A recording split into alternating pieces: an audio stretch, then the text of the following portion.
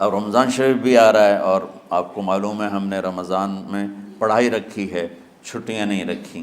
جب میں نے حسنین شروع کیا 1999 میں، تو اللہ نے میرے دل میں یہ بات ڈالی کہ رمضان تو علم کا مہینہ ہے، انا انزلناہ فی لیلۃ القدر، اور چاروں آسمانی کتابیں رمضان میں اور سارے صحیفے رمضان میں۔ اپنے اللہ کو کیا پسند تھا اس مہینے کا۔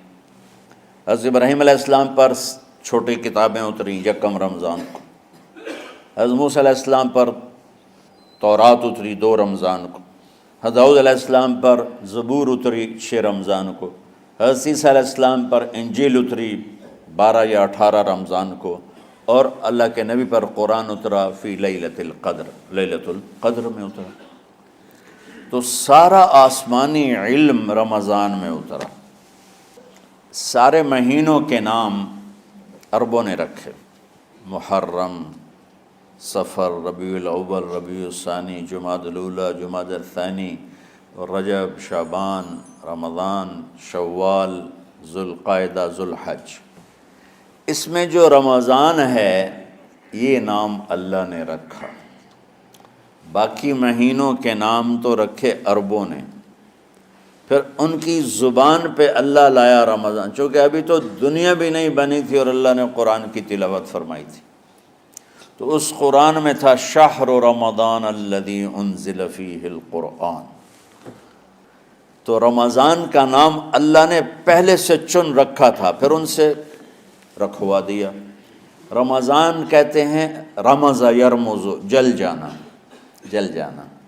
رمضان کو رمضان کیوں کہتے ہیں؟ کہ اس میں گناہ جل جاتے ہیں۔ مسلمان پہلا روزہ رکھتا ہے اور اس کے گناہ اللہ جلانا شروع کرتا ہے، اس کی بھوک پیاس کی آگ میں گناہوں کو ڈالتا ہے، جلاتا ہے۔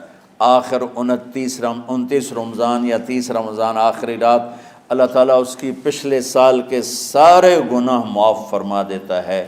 تو اس کو اس سے تشبیہ دی گئی کہ جیسے جلنے سے چیز ختم ہو جاتی ہے، رمضان کے روزے کی بھوک اور پیاس کی تپش سے اللہ تعالیٰ پچھلے سال کے سارے گناہوں کو معاف فرما دیتا۔ تو مجھے خیال آیا اس وقت جب ابھی بالکل کزرع اخرج شطأہ تھا، ہمارے مدرسے کی مثال کزرع اخرج شطأہ، دعا کرو اللہ تعالیٰ فاستغلظ فاستوی علی سوقہ، اسے بنا دے۔ امید تو ہے کہ کچھ شکل اللہ نے بنا دی، اللہ اسے پوری دنیا میں پھیلا دے۔ میری تو تمنا ہے کہ ایک ایسی مثبت سوچ کے علماء کے اللہ میرے ذریعے سے تیار کروا دے جو امت کو جوڑنے والے ہوں، توڑنے والے نہ ہوں۔ تو اللہ تعالیٰ آپ کو مثبت بنائے۔ رمضان میں چونکہ سارا علم اترا، تو مجھے خیال آیا کہ ہمیں رمضان میں چھٹی کرنا تو ایک ایسی عادت ہے، کوئی سنت تو ہے نہیں، تو مجھے رمضان میں پڑھائی کروانی چاہیے، چاہے تھوڑی ہوگی۔ روزے کی بھوک بھی ستائے گی اور رات کے جاگنے کی وجہ سے نیند بھی ستائے گی، لیکن اس میں ایک لفظ سینکڑوں لفظوں پہ بھاری ہوگا، غیر رمضان۔ تو میں کراچی گیا اور مفتی تقی صاحب دامت برکاتہم سے سب سے پہلے جا کے مشورہ کیا کہ حضرت میں چاہتا ہوں کہ رمضان میں چھٹی نہ ہو، پڑھائی ہو۔ اس وقت رمضان سردیوں میں تھا، تو وہ بڑے خوش ہوئے، کہنے لگے یہ تو بہت اچھی بات۔